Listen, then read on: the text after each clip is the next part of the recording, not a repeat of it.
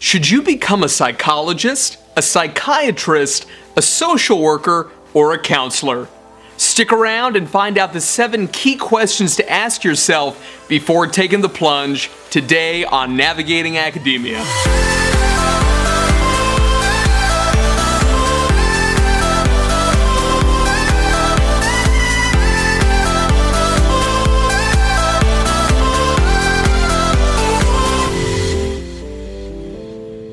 What's up, everybody? My name is Dr. J. Phoenix Singh, and I want to welcome you to this episode of Navigating Academia, your leading source for content and furthering your knowledge about how to progress in your career in academia. As always, I appreciate the love, so please do like and share this video with your friends, your colleagues, your students. Subscribe to our channel, hit that bell to be able to make sure that you get notifications as to when we put out new content, and comment below. You can reach us at these social media accounts. Let's jump right in. Let's say that you're interested in getting into the field of behavioral health.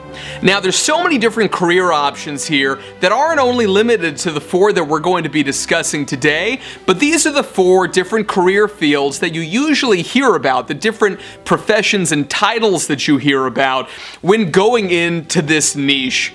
Now, at the end of the day, it's a personal decision which of these different careers to be able to pursue, but there's some things to take into consideration. And so because of that, I want you to ask yourself 7 key questions that are going to help you to determine which of these different fields you want to devote a tremendous amount of time, energy, and financial resources into.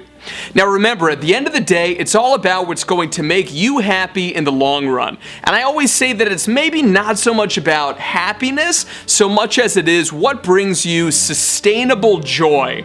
That's really the key. I want you to be able to have a career where, despite all the challenges and the low points, you wake up in the morning feeling that you're doing something that is making you personally feel fulfilled. Not something that you're doing because your parents told you to do it, or you felt that you were compelled by friends or compelled by life circumstances to have to enter that career. My goal is for you to be able to wake up in the morning and to be excited, if nothing else, about the direction that you're taking in your life. So let's go ahead and focus on number 1. We'll go through all 7, but number 1 is, how long do you want to be in school?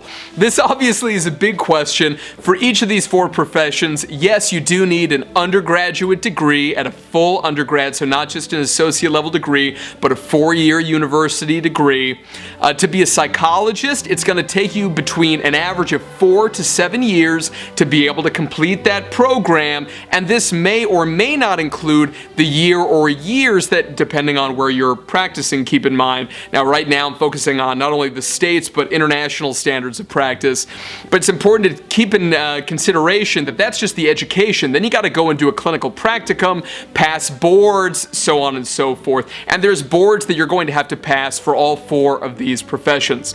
The second, to be a psychiatrist, this usually takes an average of 8 years, 4 to be able to complete your medical doctorate, and then 4 years of residency.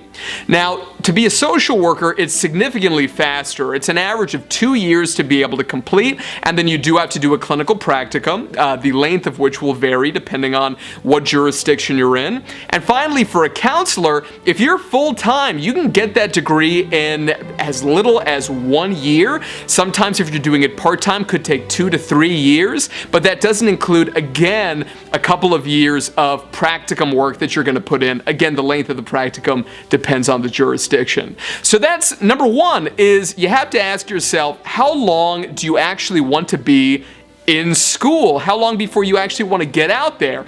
Obviously, if your goal is just to be able to see clients as quickly as possible, it would make a lot more sense to choose the social work or the counselor route, as opposed to the psychiatrist route and the psychologist route, where you're going to be in there for at least half a decade, if not longer.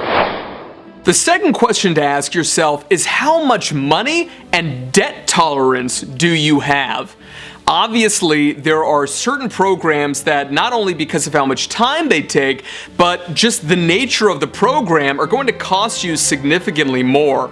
Now, obviously, even though I could tell you that yes, medical school will be the most expensive on average, followed by a clinical psych degree, followed by, depending on where you're going, a social work degree, so like an LCSW or an MSW degree, so Master's in Social Work, or an MA in Counseling, so Master's in Counseling or Mental Health Counseling. These are going to not only usually take shorter, but for the most part, they're going to be master's degrees. You can totally get doctorates in social work and totally get doctorates in counseling as well, but of course, to become a psychiatrist or a psychologist, you must get a doctorate in the majority of jurisdictions relative to being a social worker or a counselor where you do not. So obviously, because of that, the programs are going to take longer and hence be more expensive. However, you always have to keep in mind certain variables. For example, have you gotten any scholarship money? Is it a private university or a public university that you're attending? Are you attending full-time? Are you attending part-time? Are you attending online or are you attending in person? These variables you really have to take into account because they can really have an impact on how much it's going to cost you.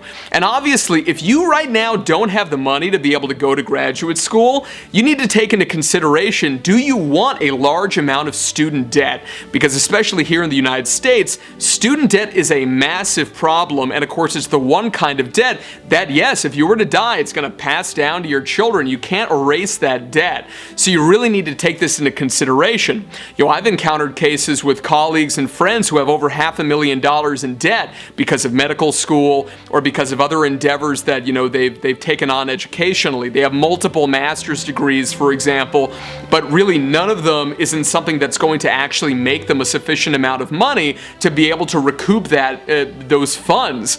This is a huge thing. You need to be really smart about your education and what you are investing in to be able to make sure there's enough reward for that cost that you're putting in, both in terms of your time, because time is money, and of course your effort, but also in terms of the fact that those dollars that you're putting in, if you can't get them back out again, I suppose you could do it for the experience, but especially if you're a young person where you don't have a nest egg, where you want to have a family and you want to have those things. You want to have a house or an apartment that you own, you want to be a homeowner, you want to have a decent mode of transportation, you want a nice car, whatever your personal goals are, you want to travel, etc.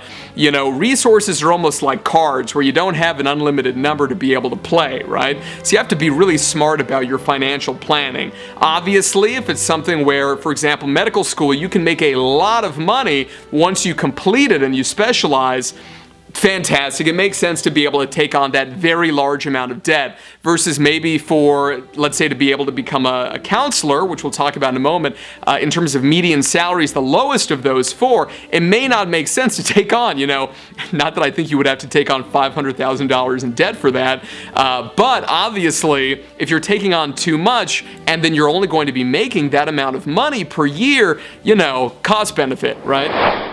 Question number 3 is, do you want to do research, and how much of education do you want to get on how to do that research? Now, the reason I mention this is because your best bet here is to become a clinical psychologist and not to do a PsyD program, which is straight up clinical, but to do a clinical PhD program where you will be trained not only to become a clinician, but also how to be able to do peer-reviewed research, how to be able to publish, how to do research design, how to do statistical analysis, and so forth.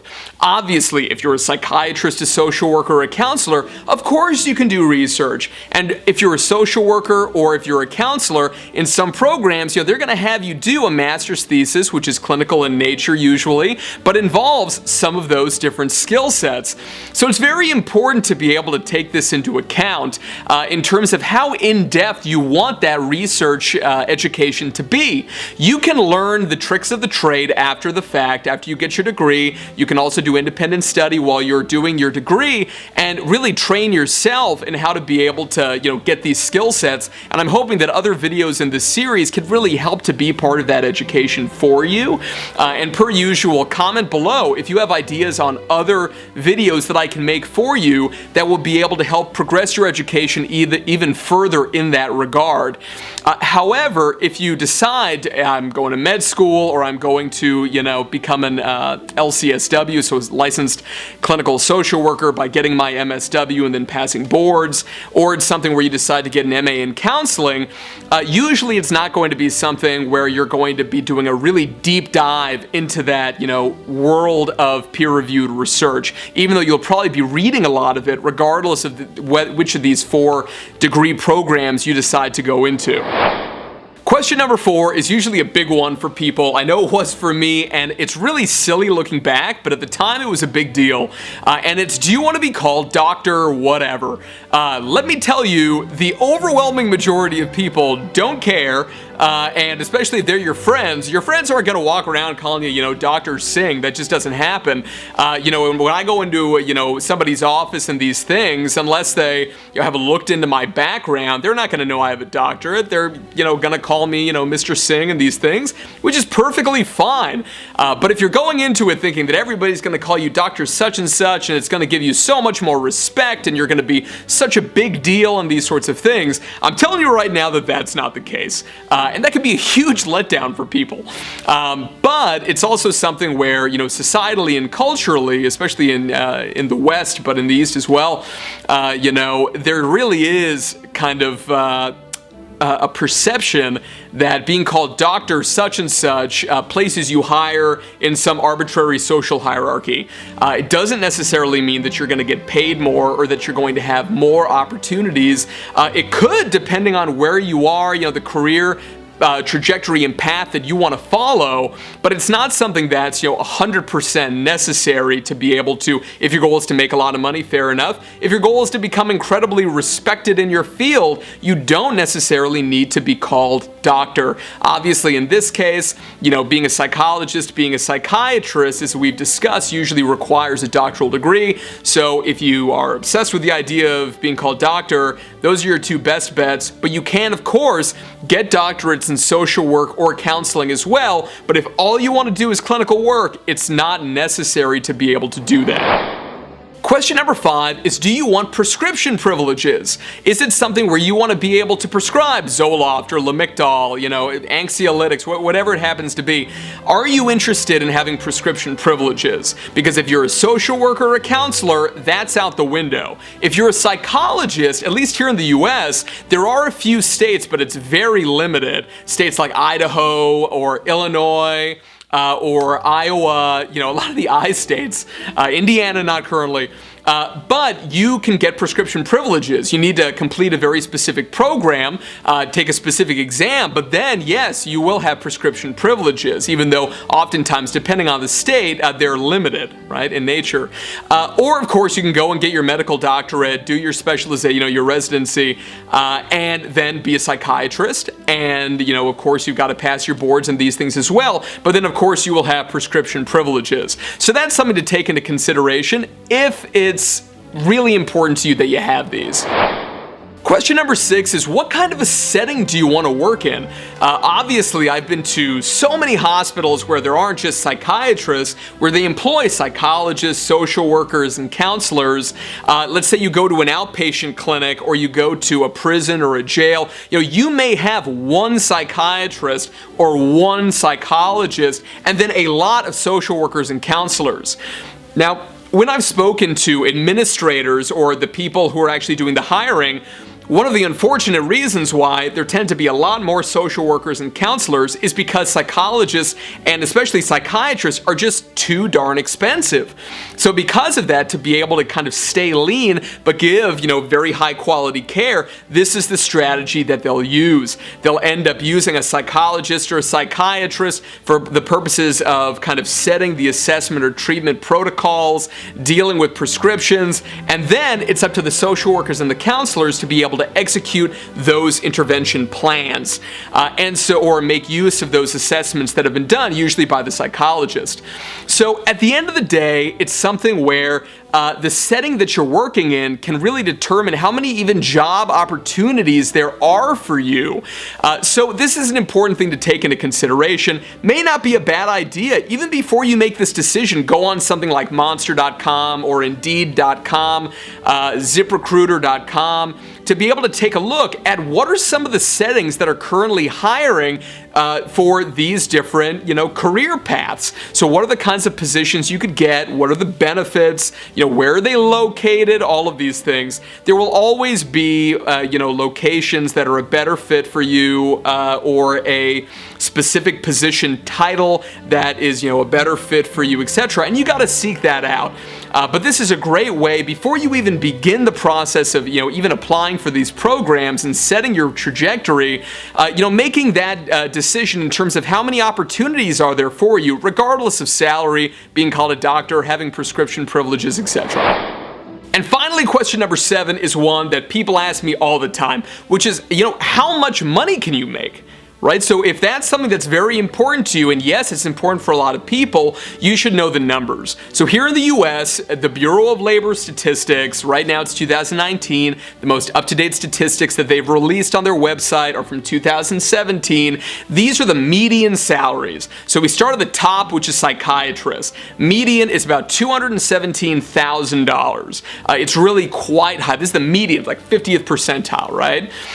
Then you go to psychologist, and it's $77,000. It's literally 1/3 of what psychiatrists make. I remember the first time I went to a department of psychiatry here in the US and talked to somebody with their MD, and they were so frustrated at how much money they were making.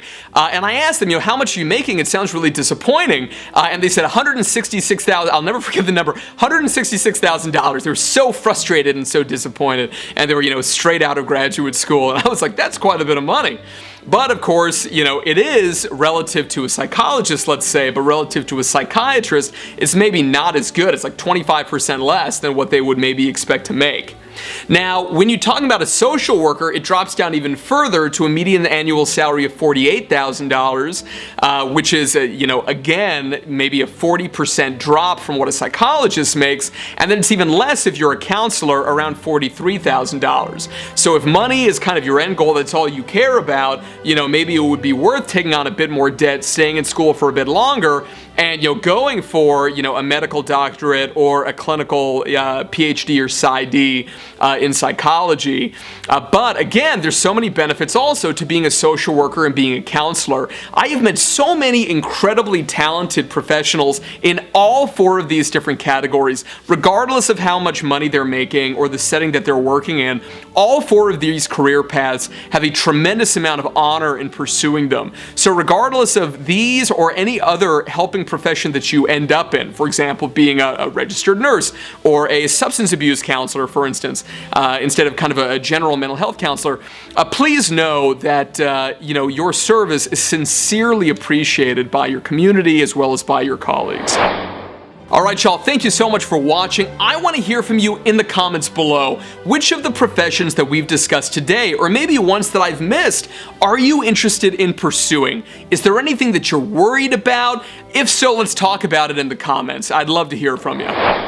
Don't forget to like and share this video with your friends, with your colleagues, with your students. Subscribe to our channel and follow us on social media. If you're interested in one-on-one career counseling where we can make an educated decision together to be able to figure out where should you go in terms of a career trajectory where we can work one-on-one in that capacity, please don't hesitate to see a 1-hour consultation call with me via the website below.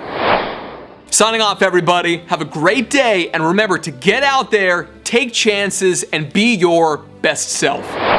Thank you so much for stopping by, everyone. It's a pleasure to have you here as always. If you enjoyed this video and you'd like to see more in this series on navigating academia, please click on one of these links over here to be able to view more original content.